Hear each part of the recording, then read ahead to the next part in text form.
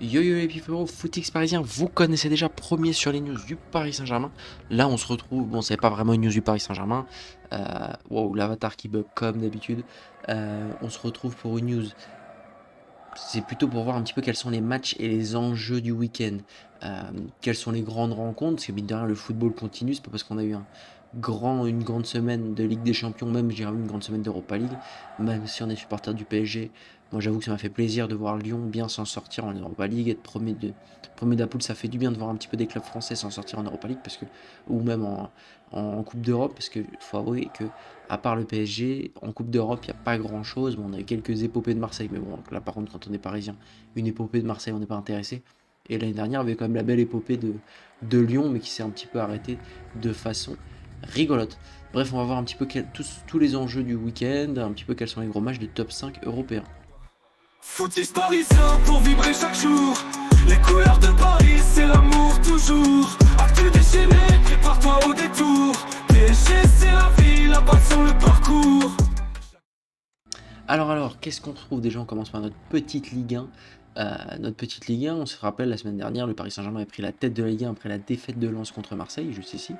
Là, avec le premier match, bon, le premier match il est en cours, c'est Lens-Le Havre. Bon, je me fais pas des illusions, Lens devrait assez facilement gagner ce match. Le Havre, cette année, c'est compliqué. J'espère pour eux qu'ils vont réussir. J'ai un ami du Havre, j'ai un pote du Havre, du coup, j'espère vraiment pour eux qu'ils vont réussir à s'en sortir. Mais là, ils enchaînent comme les matchs compliqués. Ils ont Lille, ils ont Lens et suivi de Strasbourg, c'est deux matchs.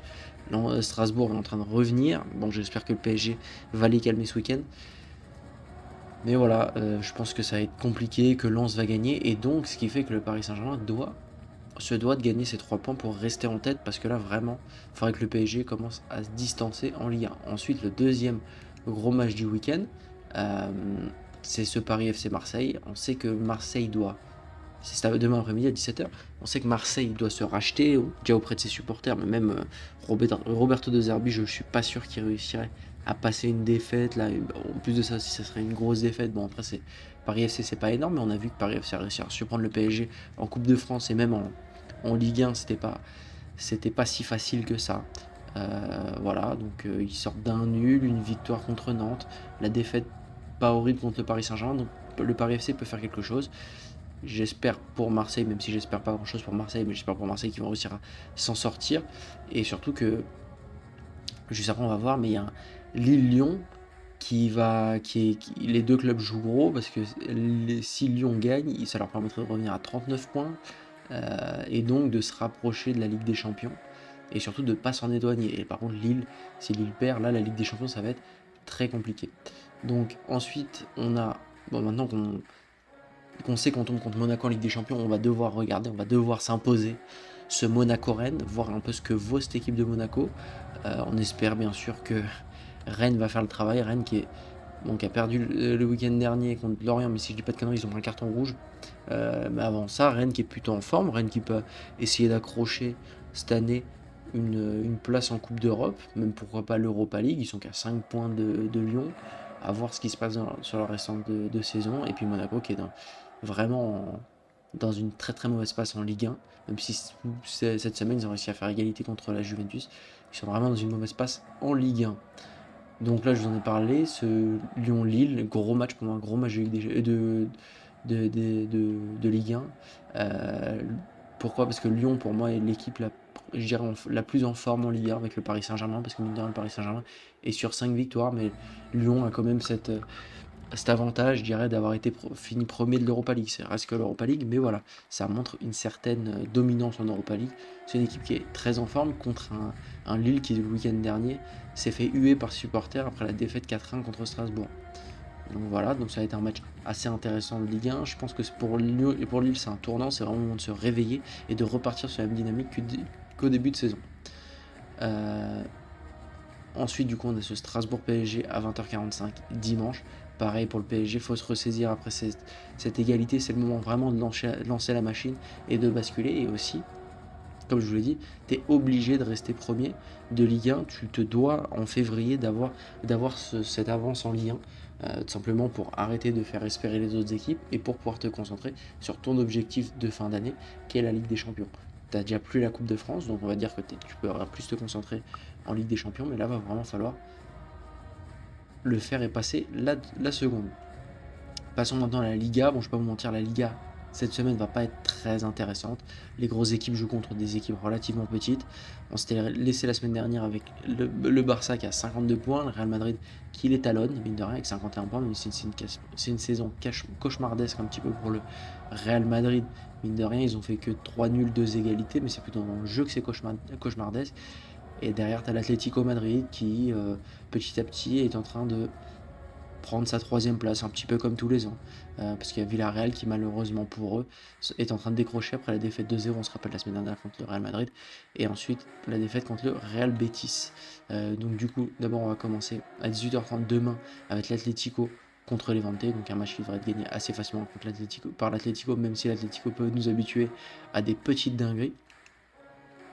Ensuite, on a Elche contre le Barça. Là, vraiment, je crois vraiment que ça va être facile pour le Barça, un défilé de Lamine Yamal. Bref, vous connaissez. Et après, par contre, bon, même si c'est que Rayo Vallecano, le Real Madrid doit se racheter. Des joueurs comme Vini doivent se racheter. Bellingham doit se racheter. Ils doivent essayer d'être plus décisifs en défense, notamment se trouver enfin cette défense. Et donc voilà, ça va être le défi du week-end pour le Real Madrid. Ensuite en Serie A, où là par contre t'as des beaux matchs. Du coup on s'était laissé la semaine dernière avec l'Inter qui avait fait la bonne opération du week-end parce que qui avait bénéficié de l'égalité entre la Roma et le Milan AC. Du coup l'Inter qui a 5 points d'avance.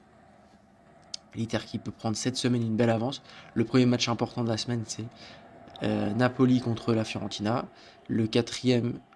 Ah ouais, la Fiorentina qui est 18ème, je savais pas qu'ils étaient 18ème cette saison. La Fiorentina qui s'en sort pas du tout cette saison. Mais bon, du coup, Napoli, ça serait pour eux une bonne occasion de se rapprocher de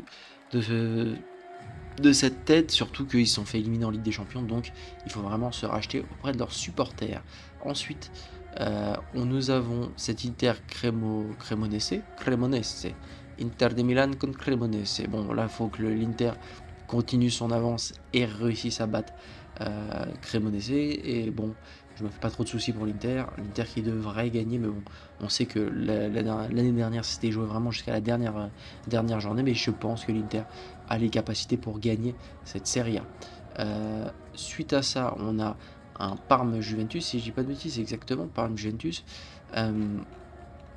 Pareil, la Juve qui ces derniers temps va un peu mieux, notamment ce week-end 3-0 contre Napoli, même s'il leur arrive quand même des mauvaises choses. Par exemple, c'est un petit 1-0 contre Cagliari qui est quand même uniquement que 12ème de Serie A, mais c'est une Juve qui va un peu mieux, même si bon, cette semaine ils n'ont pas montré grand chose contre Monaco, ils ont même plutôt rien montré, mais bon voilà, c'est une Juve qui ne vaut pas la Juve de l'époque, mais qui doit pareil essayer de se rapprocher de la tête et surtout de la Ligue des Champions. Voilà. Ensuite, il y a plutôt un beau match, Bologne contre Milan AC. Déjà beau match au niveau des logos qui se ressemblent, moi j'adore ça. Et beau match, bon certes c'est pas le Bologne d'il y a 2 ans, si je dis pas de conneries, le Bologne de Thiago Motta d'il y a 2 ans. Mais voilà, ça reste toujours une belle rencontre. Pour moi, c'est la rencontre à regarder, je dirais, de ce week-end de Serie A. Donc voilà pour la Serie A. La Bundesliga, bon, je vous ai mis que le match du Bayern parce que pareil, il n'y a pas de grand chose d'intéressant. C'est Bayern contre Hambourg. Le Bayern qui, je pense, encore une fois, va le faire. Pour moi, le Bayern a déjà gagné la Bundesliga et est déjà focus sur sa Coupe d'Allemagne et sur sa Ligue des Champions. Donc pour le coup, la Bundesliga, je pense, à part gros retournement, toutes les semaines, je vais vous le faire comme ça. On va regarder le match du Bayern parce que pour le coup, au Bayern, ça joue très très bien, mais je pense vraiment que c'est déjà plié. Vu l'équipe du Bayern actuellement, c'est déjà plié. Quand tu sais qu'il y a Musiala qui revient dans ce 11, voilà. Bon, Upamecano qui visiblement, je sais pas pourquoi. Ah mais non, c'était leur dernier 11. Ouais, c'était leur dernier 11 et fait tourner. Ouais, c'est pour ça qu'il n'y a pas Upamecano. Ensuite, en première ligue, là, je crois que ça va être là où vraiment il y a les matchs intéressants ce week-end, comme souvent. Déjà un joli Chelsea-West Ham demain à 18h30. Chelsea qui se doit de gagner pour essayer de retrouver sa place en Ligue des Champions, sachant qu'en ce moment Manchester United est de retour et surperforme, surtout que Manchester United joue contre Fulham 7ème, donc ce serait la bonne occasion pour Chelsea d'essayer de s'en sortir contre un West Ham qui cette année peine, même s'ils ont fait des bons résultats sur les 2 derniers matchs. D'ailleurs West Ham qui a vendu Paqueta, voilà, incroyable mais vrai, qui a vendu Paqueta, qui est parti au Brésil, Paqueta qui a que 27 ans, c'est fou. Peut-être que c'est pour la Coupe du Monde, je ne sais pas. Je ne sais pas. Ensuite, ah non, je dis contre West Ham, qu'est-ce que je... Si, Chelsea, West Ham, ouais, exactement. Ensuite, on a ce beau Liverpool-Newcastle. Liverpool qui, pareil, en première ligue ne s'en sort plus du tout. Qui va jouer contre un Newcastle 9ème, qui eux s'en sortent un peu mieux en première ligue, même si le week-end dernier ils ont concédé 3 points contre Aston Villa, mais bon, c'est un bon Aston Villa, et Newcastle qui va essayer, je suppose, de bénéficier de leur bon élan après l'égalité contre le PSG. Mine de rien, c'était une bonne chose. Le Liverpool qui décide de se ressaisir. Arnaud Slot, après avoir gagné 6-0 en plus en Ligue des Champions cette semaine, mais Arnaud Slot qui, je pense, commence à être sur la sellette. Arnaud Slot qui, si ça continue comme ça, et s'ils gagnent ni la Ligue des Champions, et s'ils ne sont pas qualifiés ni en Ligue des Champions, ni en Europa League, je pense que pour Arnaud Slot, ça sera sa dernière saison. Donc Arnaud Slot doit essayer de se ressaisir. Et enfin, non, aussi je vous ai mis le Leeds Arsenal, bon, parce qu'Arsenal est premier, et qu'Arsenal se doit de gagner ce match. On sait que c'est un match de première ligue, mais bon, normalement ça devrait le faire pour Arsenal, qui s'est baladé contre Karad Almaty cette semaine, donc ça devrait le faire. Et enfin, je pense que ça, par contre, c'est vraiment le match du week-end. C'est Tottenham, top 4 de saison régulière de Ligue des Champions, contre Manchester City, top 8, si je dis pas de bêtises, de saison régulière de Ligue des Champions. Quel beau match, pareil, City qui doit essayer de suivre Arsenal au score pour s'assurer en tout cas un suspense jusqu'à la fin de la saison. Et Tottenham qui est 14ème et qui va pas du tout bien, mais qui pourrait se servir de ce match pour se relancer. Donc voilà un petit peu tous les matchs du week-end, voilà ce qu'il y a à suivre ce week-end. N'hésitez pas à me dire ce que vous en pensez, n'hésitez pas à liker, partager et vous abonner. Vous vous rendez même pas compte à quel point ça me fait plaisir, on a dépassé les 60 abonnés, ça me semble